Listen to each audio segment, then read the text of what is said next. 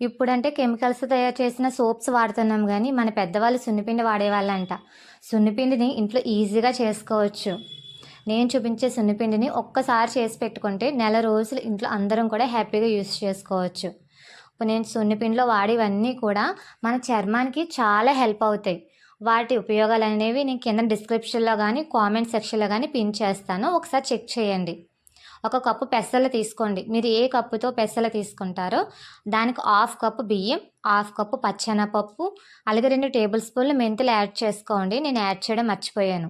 అలాగే బాదం అనేది ఆప్షనల్. మీ దగ్గర ఉంటే వేసుకోండి, లేకపోతే లేదు. అండ్ పచ్చి పసుపు తీసుకున్నాను నేను. మీ దగ్గర పచ్చి పసుపు లేకపోతే నార్మల్ పసుపు కొమ్మలు ఉంటాయి కదా, అవి వేసుకోండి. అవన్నీ కూడా 3 డేస్ మంచిగా ఎండలో ఎండబెట్టుకోండి. ఎండిపోయిన తర్వాత మెత్తగా పౌడర్ మిక్సీ పట్టుకోండి. అంతే, సున్నిపిండి అయితే రెడీ అయిపోతుంది. మీరు హ్యాపీగా యూస్ చేసుకోవచ్చు. వీక్‌కి 1 ఆర్ 2 టైమ్స్, అది మీ ఇష్టం. ఒకసారి ట్రై చేయండి. నచ్చితే మాత్రం లైక్ చేసి కామెంట్ చేయండి.